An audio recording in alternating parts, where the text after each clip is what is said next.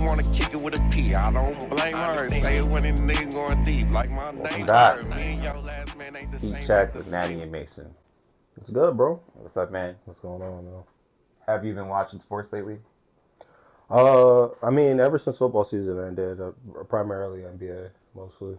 And what are your thoughts about the Patriots and Robert Kraft and the surveillance state? Well, that's a pretty loaded question. You could probably go into a deep dive on that. I think it's pretty ironic or coincidental, depending on who you ask, that they're named the Patriots.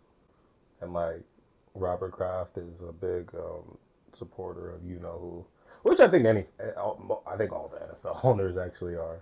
Their owners. So. And we're pro Palantir, right? We stand with Palantir, right? Yeah, that's what when we say pro pal, we're talking about Palantir. Yes. No, free Palantir. It's not that free. Not because I edit that out. No, I'm joking. I'm joking. You know what I'm saying? Free Palantir, Peter Thiel, great guy, friend of the show, friend of the pod. Anyways, now that football's over, we're in the headway of the NBA and basketball season. I never keep up with college basketball until it's clearly into March. Yeah. March Madness. Yeah. And I truly believe that AJ DeMansa should be the number one draft pick. But let's focus our eyes and attention on the NBA. Luka is doing his thing. Yeah. Who's in your MVP ladder? Yeah, I mean, yeah, Luka's up there. You mentioned Luka. You got to throw in Cade Cunningham, Jaylen Brown. I feel like Jokic has just been in it half a decade. Wembanyama, Shai Gilgeous. So I think those five that I mentioned would probably likely be the winners. I think, but the thing about Wemby, I don't know if he's played enough games, right? We have the Joel Embiid rule where you have to play, what is it, 65 or is it 70? 65 for Wemby, all the awards. Yeah, because Wemby missed quite a few weeks because he had a calf thing. Yeah. Lower body injuries at that height is always scaring me. You know what I heard? I was listening to a podcast with Kareem Abdul-Jabbar, and he said that when you're 7 foot or taller, there's a whole host of injuries that you're more prone to. He said that like you're more likely to get leukemia. At 7 foot? Yeah, at 7 foot. I wonder why that is. I wonder the science behind that. But yeah, that's so interesting. He said that I think also you're more susceptible to blood clots, which is what you saw with Wemby last year, right? Yeah. It's crazy. And fascinating. And also, while we're on the topic of 7-footers, I read that 1 out of 17 7-footers make it to the NBA. I mean, yeah. Right, of course. Yeah. It's the high correlation, yes. Have you ever seen a 7 foot tall person that wasn't on the team before? 7 foot working at 7-footer working at AT&T. Yeah. 7 foot accountant. Not personally. I seen a guy. I seen a dude that he fucking sucked, but he sucked. He was an ass. It's like you could just pick up a baby, a toddler. Yeah. But he still had a Division II scholarship. So of course he did. Yeah. So he got free college education. Stand there. Yeah. There was a stats professor in college who was 7 foot tall. Insane. What a statistic that was. Yeah. That's a crazy stat in and of itself. Okay, so we're saying the short list is Wemby, Jokic, Cade Cunningham, SGA, Jaylen Brown. You know for sure that Luka will not win it, but his numbers are. Why you say that? You can just feel like the buzz in there. There's something about Fat him. phobia? No, go ahead. You know, it's that's part of the equation, but it's like you can tell it is somewhat of a popularity contest. You can have the numbers, but if they don't like you, they'll be railing against you on ESPN and Fox. His numbers are like 30, 33, and like a lot. You know what I'm saying? And no one's saying, oh, he should be a clear MVP. But he has bonker numbers. If I was a betting man, I think it would go to either Cade or SGA. Based on numbers, it should go to Jokic. But there's like MVP fatigue with him. Yeah. Really, I'm surprised you're not higher on Jaylen Brown because I feel like in regard to straight value demonstrated, No, I think he's risen the ceiling of that. Well, the ceiling and the floor technically of that Celtics team, especially without Jason Tatum. It's like he's not going to win it though. It's like he probably should averaging 30 points a game, like 7 and I think 4 or something like that. But he's not going to actually win it. You can just tell because I don't. It's not even a real reason. He probably should or could win it, but they don't like him either like that. You saw that in the Olympics. They picked up all his teammates. He won the Finals MVP, Eastern Conference MVP, right? Had a phenomenal year, and they forgot to put him on the Olympic team. Politics, I think, is a factor in that. Yeah. Should steroids be legal? I think it depends on what for. For winning. No, I mean, like, come on, bro. Like, should they be legal? Like, obviously, they have very harsh side effects. Like, it's hard on the heart, liver, probably all your organs, to be honest. Your head size goes from a size 8 to a size 10 if you're Barry Bonds. But, like, bro, they're gladiators. We love seeing our athletes sacrifice their bodies for greatness, whether it be football and CTE or football and steroids or baseball and steroids. Like, just to see the pinnacle of human achievement, like if I was the emperor of the world, would I allow steroids to be legal so Barry Bonds could hit 850 career home runs? Absolutely. Like, yeah, I want to see that, bro. Like, because like athletes, like this sounds crazy to say, but athletes, much like other celebrities, are commodities. Like, I don't actually, like, I care about like Barry Bonds' health and mental health as I care about like human beings in general. But he's a commodity, a vessel of entertainment for me. Just like fantasy football, somebody was like, "Oh yeah, I had a bad game because my mental health was off." Well, people whose parlay was blown is not gonna be like, "Oh, get better soon, Michael Porter Jr." Like, you know what I mean? So it's like, should steroids be legal? Ethically, probably not. But like, I'm not gonna snitch. I'm not gonna do an expose with Channel 5 News on Balco offices. Is that? I was thinking about Andrew Callahan. Yeah, Channel 5. Yeah, that's what. Yeah, I fuck with Andrew Callahan, by the way. He's pretty. Fuck Nick Shirley, but Andrew Callahan. Yeah, like, that guy's a hack. Nick Shirley is like, he went to school on the short bus. No offense. I don't think he graduated. You know what's weird? Yeah, you hear him talk. He talks like he's autistic, and shout out to the population. Yeah. Population. Shout out to all them people. Did lose respect for you when it felt like you went silent. You know what's wild about that current crop of people in our country? Mm-hmm. They don't go to college and graduate. Like, I fuck with Tucker Carlson. Like, Charlie Kirk? Yeah, he was Tucker Carlson. Tucker Carlson's a dropout? He's a dropout. Wow, from where? Do you know? Do you remember? It's cool if you don't know. I think it might be Trinity College. That's fascinating. I could be wrong. It's some random school that you never heard of before. Did his Fed dad get him on Fox? I'm pretty Ezra sure. Klein's 2.2 GPA. So I'm going off the rails. What the fuck is going on? Like, Ezra Klein, 2.2 GPA. Yeah. Tucker Carlson, Charlie Kirk, Nick Fuentes did not graduate college. Is this whole world a lie? Like, they be just lying to us. And it's so ironic that, remember that celebrity scandals? Remember with like USC, like they were like doing something with the SAT scores, or just literally pay to play, paying to get admission into USC. So it's like they want this prestigious education as kind of like this vanity thing, but then you see these characters maybe on the right side of things, politically. Right. Yeah, quote unquote.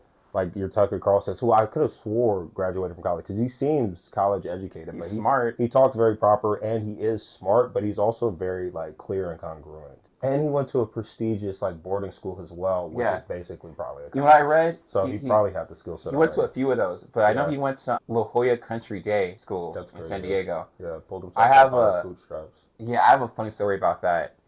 I believe her name was Lori Loughlin, the lady from Full House, the aunt from Full House. Yeah. She's married to, you know what she's married to? Like, it's obvious, but it's not that obvious.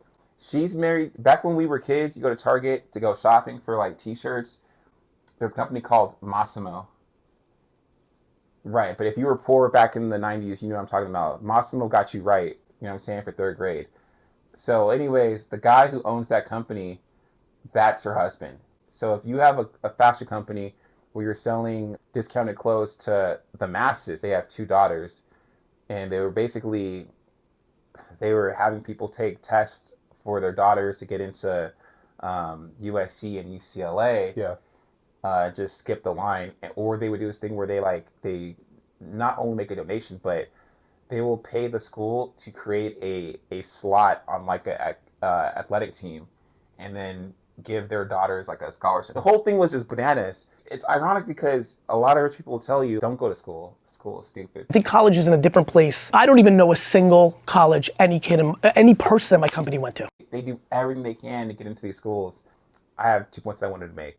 The first would be about country day schools, right? What is that? There are a series of these schools are called country day schools. There's a Detroit country day school. They're like in every big city, very, very expensive schools where it's between $40,000 to $50,000. There might be 8 to 12 kids in your classrooms.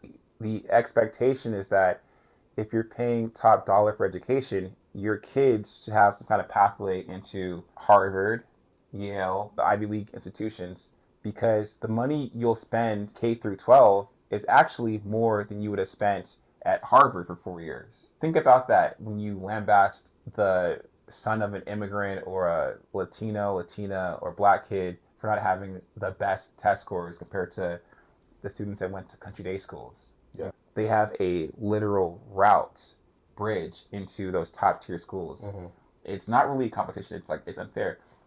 Now, let me give you an example of it working in our favor. One of those top tier schools like that in Hawaii is called the Puna House School. Mm-hmm. That's where Barack Obama went, right? You follow with me? So yeah. He went to that school. His father went to Harvard and was an honorary member of the Scholastic fraternity Phi Beta Kappa. Mm-hmm. So he has the benefit of going to the Puna House School, right? Which probably aided in his admissions to going to an Ivy League program. All you ever see on TV is those minorities, those damn minorities. DEI, just buzzwords. Yeah. But you don't hear about the backstory about these country day schools. Anyways, back to steroids. Yeah. So you're saying you're for it? I'm personally against it. You know, there's steroids. Not only is it just perilous for the adult entertainers, athletes in this case, but right, was crazy. But you're inspiring young people to do it. That's called Viagra, actually. A performance-enhancing drug of adult entertainers. That Blue Chew, they got Blue Chew, they got the honey packs now. Friend of the show. Anyways, friend of the show. Teenagers are on trend and all types of stuff. But doesn't that track to what you were talking about before? About? Like, so if you look at like the college admissions scandal, that's kind of like steroids. Yeah. Or like going to a country day school. It's either competitive advantage, or if you're talking about, what was her name, Felicity Hoffman? Or Lori Hoffman? Lori Loughlin? That's something like that, yeah. She might have been involved too, but it's like steroids. It's doing something untoward to get an advantage, to get what you want later on in life. Mm-hmm. And then with these teenagers on trend trying to modify their body. Or is it gear? Well, trend is gear. Gear, I think, is just an overall term for steroids. Oh! Yeah, or performance-enhancing drugs. So it's like using a performance-enhancing drug either physically or like kind of like society is a parallel. I guess I'm trying to allude at. Okay. But yeah, back to your point about like these young kids, maybe like Clavicular, if you heard of him, who are on trend. Fuck Clavicular. The enemy of the show. Like I didn't mean to derail your train of thought, but you were about to cook about just like these young persons on. Yeah, it's a movement. Like when I was coming up, if you're playing football, you would hear about it. But now it's regular dudes like fit bros. But I mean, men should be in the gym, period. Whether you're liberal or conservative, you need to be in the gym and being fit. It's just like this big movement that's happening. There's that plus mogging to get this like this steroidal advantage against or towards gaining women. I don't know. It's just weird. I don't know the details. I'm showing my age. So you have steroids. That's crazy. I believe Messi was on HGH because he had a growth deficiency growing up, which I think is okay, I suppose. Right. Now there's other forms of PDs like doping, like blood doping, where you take medication to get more oxygen in your bloodstream so you don't tire as quickly. But what's not crazy is this gray area movement. They call it biohacking. So you've got what was new, now it's kind of like a common thing you see in the medical field, is PRP, is a platelet-rich plasma. So more of the good stuff in your blood in an area that needs to heal. Pretty popular with cosmetic surgery recovery and even dentistry. So now it's like just mainstream. Then you have things like peptides. There's TB500 and BPC157, which help and aid with recovery. I feel like that's okay. I'm not opposed to biohacking. Like the little things that help you, like not perform better, but recover faster. Recover faster, yeah. And they call it stacking. So you have like a stack. Like every morning, some people will do collagen, magnesium, vitamin C, vitamin D.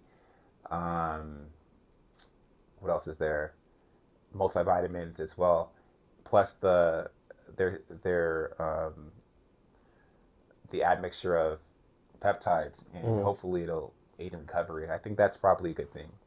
Yeah. Yeah. Yeah, recovery, performance, aesthetics. It looks like the three kind of categories of supplemental or sometimes performance enhancing. And that's how you find a wife. Yeah. Yeah, that's what it is. You Big, just take your full stack, you do your steroids, do your mogging. This boy Clavicular, he takes like a hammer and he drills his jawbones and his bones, and it makes it puff up to look more square, I suppose, and bony. And he does meth to reduce his appetite. Fucking crazy. Moving along. So, next question would be, should you or should you not date a stripper? No. Next topic. Now, I feel like, so the thing about strippers is that, I'll lump it up. Strippers, escorts, OnlyFans, adults, entertainment in general. Sex workers. Yeah, sex workers is that they're not squares.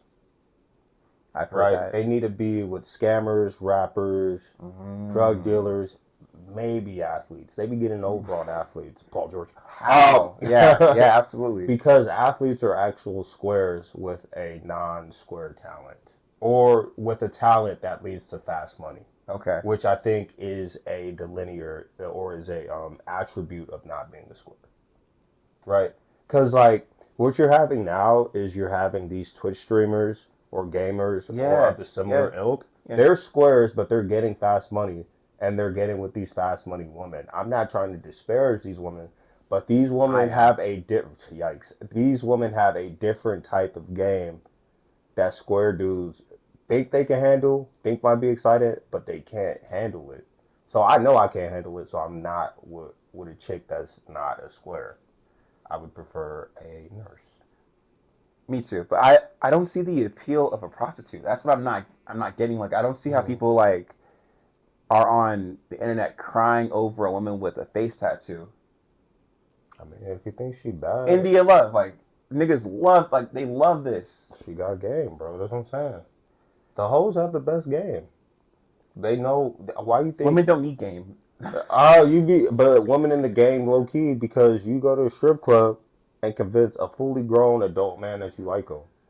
You go, that's the first rule. The stripper don't like you. But people love to hear what they want to hear to varying degrees.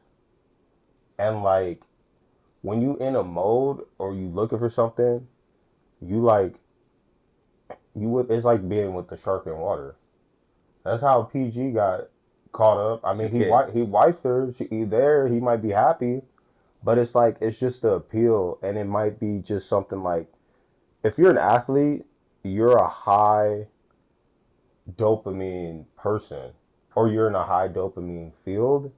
So like, it's plausible that a regular woman doesn't excite you as much as a stripper. Like, I'll give another kind of, maybe, it seems unrelated, but like, you look at Diddy, stick with me now. Stick with me. Jesus Christ. You look at Diddy, he's doing sexual depravity, we would say, at minimum. He's doing a lot of things. Right. But I don't think he started that way. This isn't to shoot and bail, but I think what happens is that you get a certain level of notoriety and access, and then it's like, okay, I could have this groupie. Okay, I could have 2 groupies. Okay, I need 3 groupies. Okay, now I need them to do some weird stuff. Now, and you're just slowly escalating the level of sexual depravity. We don't, because we know that leads to hell. But it's just like on this hedonic treadmill, and I think that's what athletes or Hedonism. dudes that mess with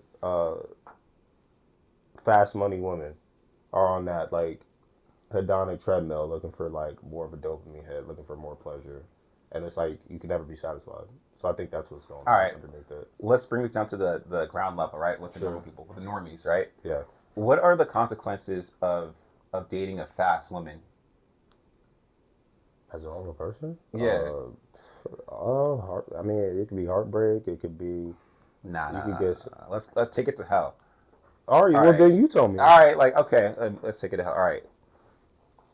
If you're raw dogging 3 of these OnlyFans girls, Sure. you know what I'm saying? Whenever you feel like, or some girl you met at the club, you will get HIV.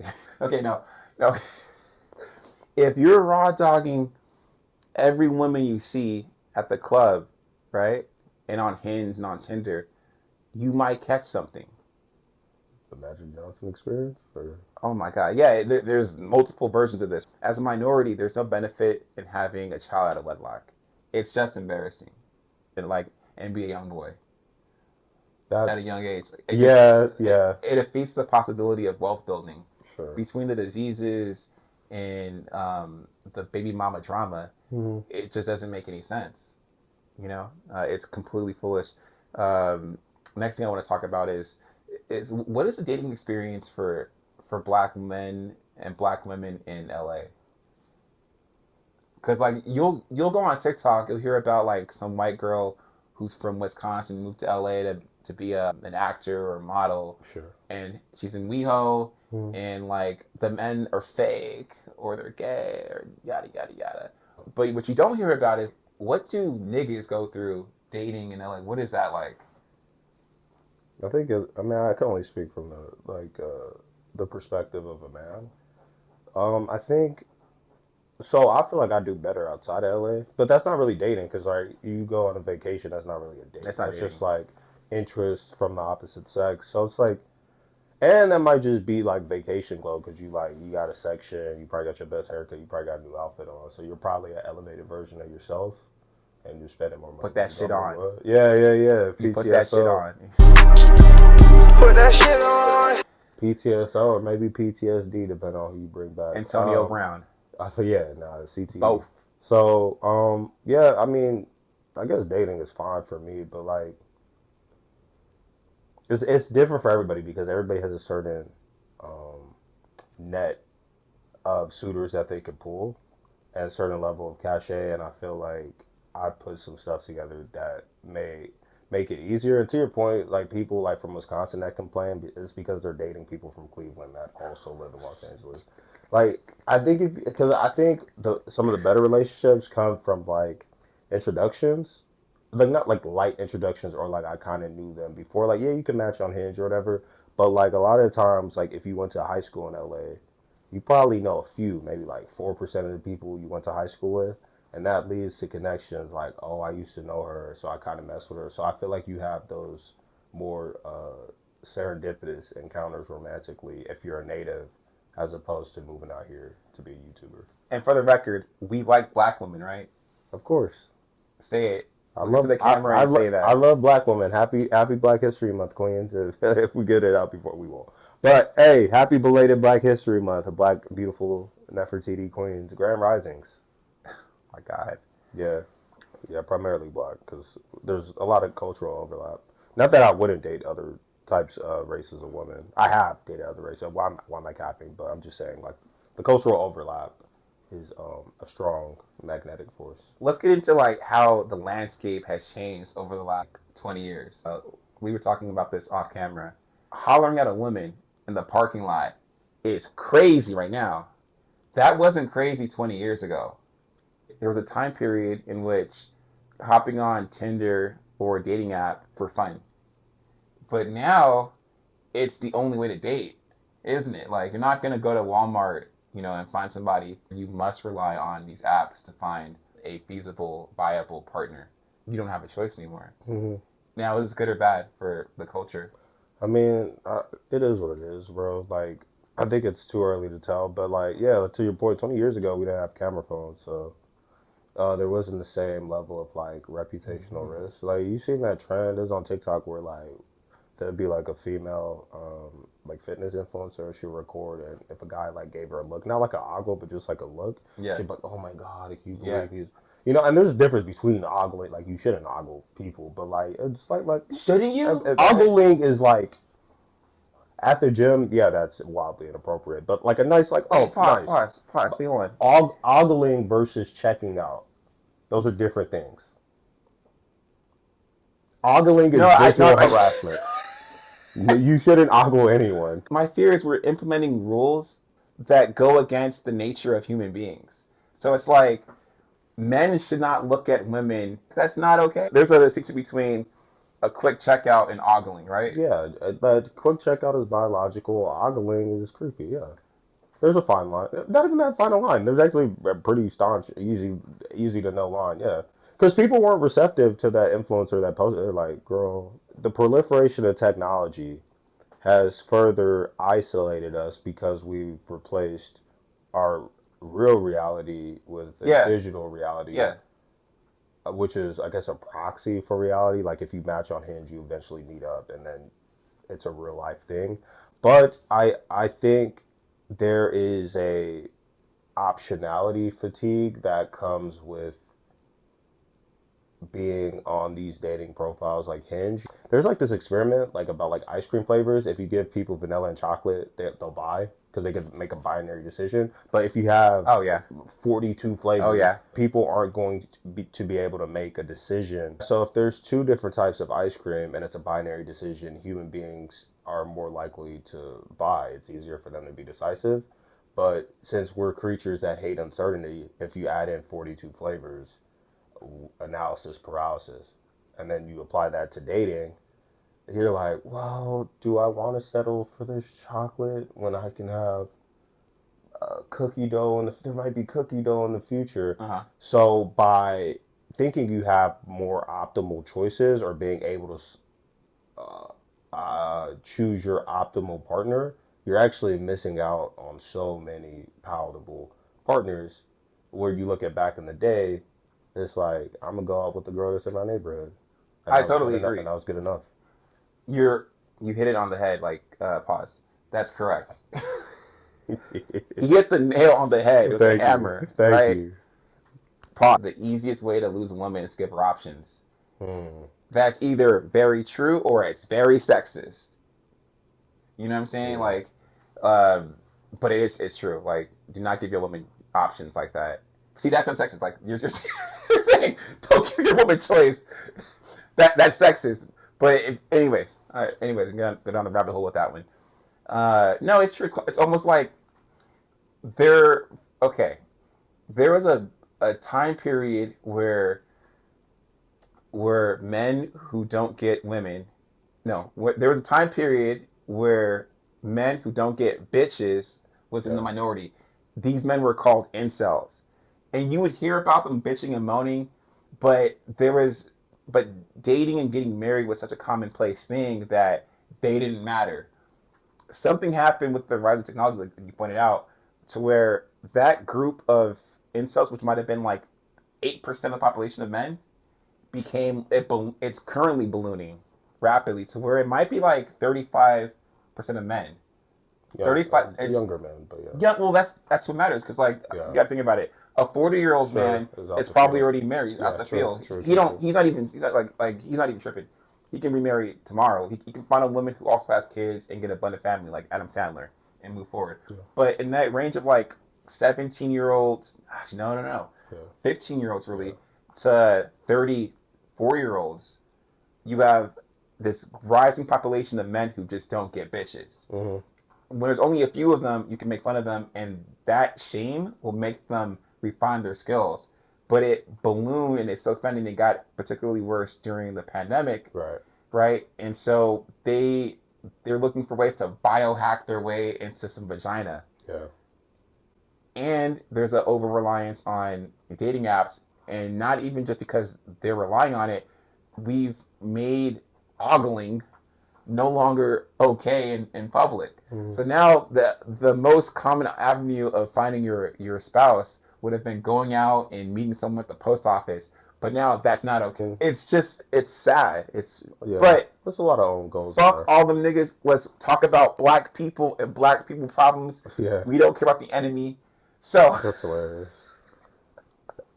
That Malcolm X autobiography is resonating heavily within you. Okay, so where do niggas go to find women? In general, or yeah, in the LA area, Hollywood, West Hollywood. There's downtown LA.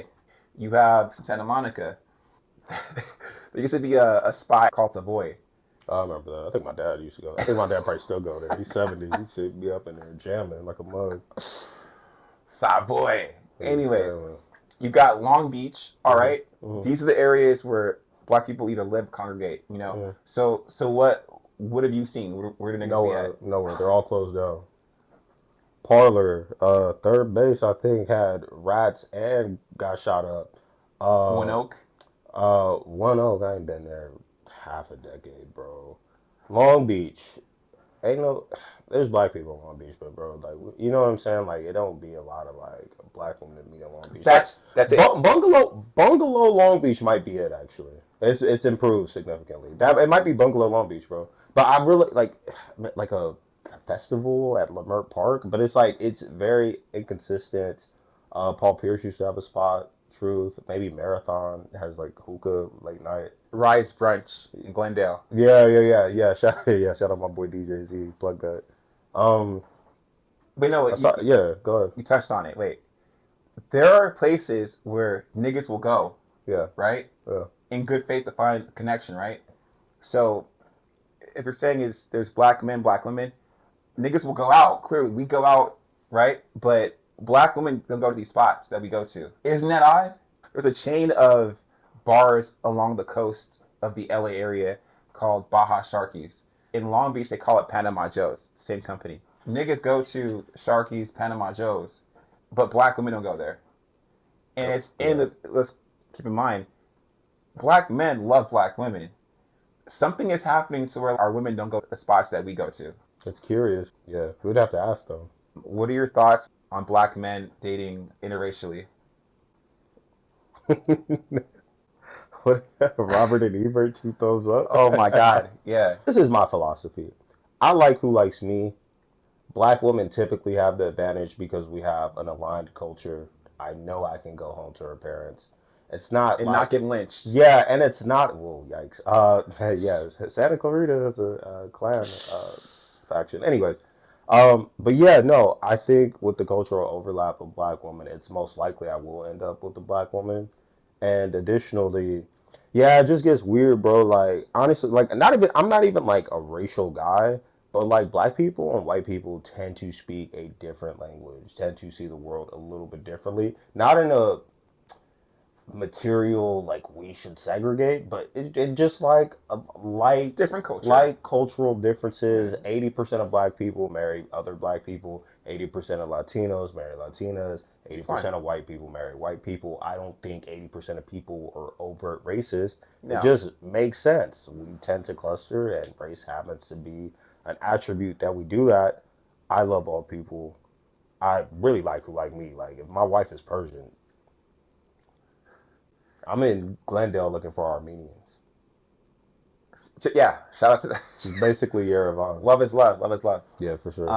My point bringing it up was that I noticed that dating interracially when you're younger versus like when you're 17 through college age versus when you're like in your late 20s and 30s, it's different, isn't it?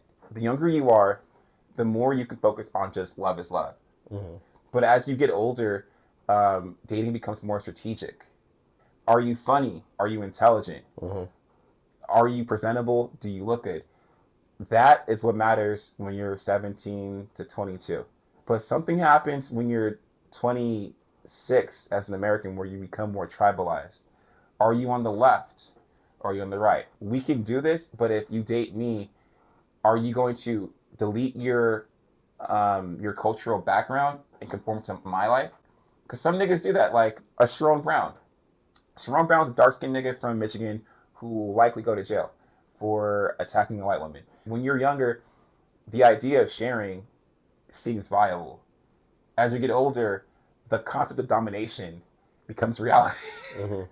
Like I said, it's cultural, bro. Like if you have a different religion, like are you gonna convert? Yeah, that's what I'm saying. How are you gonna raise the kids? Yeah, So like it becomes a real thing. yeah, so I Yeah. think race has some of those cultural undertones as well Yeah. that might add friction. Like as you solidify your identities, there's more friction. You need something solid to have friction. Yeah. Yeah. Yeah. It's wild how the different factors start Yeah. It's mattering more. yeah. It's interesting you brought up Jerome Brown. I don't know if he's a coon. I have my suspicions, but it's interesting because first of all, this is a tangent, but it's funny that his wife and his mistress kind of look the same. Like he certainly has a type, white blonde. If you couldn't guess. It's interesting how like Jonathan Majors also has a white blonde, and he has a white baby mama from before that. I didn't know Almost- that. Yeah, he has a white baby mom. I He think has so. a Fact kid. check. Fact No. check. Fact check. But I heard he has white Yeah. baby moms, and so he has a type as well. It's so funny. He was telling his ex I girlfriend heard that they that. went to court about. Like I think on one of the recorders, he was like, "I need you to be my Coretta Scott King." It's like the irony of telling a blonde white woman that. In good faith. Coretta Scott King. You know who that is? That's Martin Luther King's wife. And he does look like a civil rights dude. Like he has a Yeah. civil rights like origin. So it's so funny that like he would be the one. Like, what are you doing, I bro? need you to be my Coretta Scott. Like, bro is really LARPing as MLK. You know he's doing a movie with Ben Shapiro. Before we get into that, Yeah, that's fucking crazy. yeah. Do you think he really loves making good? Like you said, dating becomes more strategic as you get older, and then add on celebrity to that. It's probably like damn near arranged marriages. But is it? But see, like, isn't a dating app like Hinge, for example, kind of a tech democratization of that, right? Because what happens on these dating apps is that you probably develop some sort of like attractiveness score. That's what I'm assuming Facts. the algorithm is based on. I believe it's called the ELO score. Okay, ELO score. Yeah. Right? So you are getting this ELO score that measures one's desirability to come up with the best matches. With that being said, lead into the Ben Shapiro, Jonathan Majors Yeah. strategy. Well, folks, you may have seen this rumor that we here at Daily Wire are working with Jonathan Majors on a new movie. And that rumor is absolutely true. So they're working on this unnamed action film, which is so Jonathan Majors is cast in a movie that is like produced or like directed or has involvement with Ben Shapiro because of what the Daily Wire, who Ben Shapiro founded. Yeah, just What are their views on Free Palantir? yeah, that's probably their views. But yeah, Jonathan Majors is working on this movie with the Daily Wire. It's being shot in South Carolina, so so you know that set's gonna sound like the BAFTAs. And and I think Zachary Levi said not. There's another one because the Daily Wire does this. You get canceled by the left woke Hollywood mob, and they're like, "Come over here so we can get your talent at a discount and make terrible art because Ben Shapiro is a failed theater kid Yes. who the only decent thing he's ever said on the internet is a review of Wicked. Matt Walsh is a hack. Can't name any funny comedian that's ever worked with the Daily Wire. We was kings. We Coretta Scott King, be my Coretta. Coretta Scott King is so funny, bro. I just hate that cycle. Right. It's the same shit over and over again. If you hate niggas, just hate niggas. Just Okay. hate. Don't use us. Your sister did Matilda. His cousin is Matilda. Oh wow. And Shapiro's cousin is Matilda. Hire her. Why do you need niggas? It's always we need niggas to be the front page because you need niggas. They always need niggas to get Yeah. shit popping. The lamest stuff too is like they always like fight it in in a weird way. Like I don't know if you saw the State of the Union address. There was this one I didn't watch that shit. woman that Trump highlighted, and she was clearly MAGA, but she was doing this. Ain't no white woman really do this. What does that even mean? It's just like shit is tea. Like it's Oh, very like my queer. God. It's very like queer Yeah, yeah, coded, yeah. like Black queer, yeah. like black queer coded, and it's like that's just an example. I remember I seen a comment on TikTok that said Trump don't be doing that, and I'm like, Oh, you are the type of person that shouldn't be saying don't be because that's our shit. How can you support It's Trump Ebonics. and speak in Ebonics? That's what I'm saying. Yeah. I recently. You touched on this off camera and in a different way, but you said coloring outside the lines leads to brilliance. And I'm paraphrasing. That's not what you said exactly, but that's kind of what it is. And I think black people, especially in this country, have been put into positions where they had to think outside of the box, 100%. where it's something as simple as finding out how to use different parts of a chicken or a pig, and that leads to soul food. Somebody said it in a very good way, like Lamar Jackson or Patrick, well, more so Lamar Jackson, maybe Patrick Mahomes, are so much more dynamic, maybe not better than Tom Brady, because they weren't fundamental to death. Like Tom Brady was going to camp since 8th grade. Oh yeah. Or earlier. Yeah. Which the goal is conformity to succeed, which is routine, standardized, sanitized. It does succeed. It does come with good outcomes, but you may lose out on this other end of more brilliant or dynamic or fun, for lack of a better word, outcomes, because these other areas of improvisation or outside coloring outside of the boxness aren't like fundamental away or drilled away, you know. And I think that talks to broader society. Like, yeah, white people, sorry to call them out, are very conforming, or maybe even Asian people are very conforming in this country, but they have great outcomes like education and jobs, but they're not really seen in the arts because those are coloring outside of the box activities. Me and your last man ain't the same word.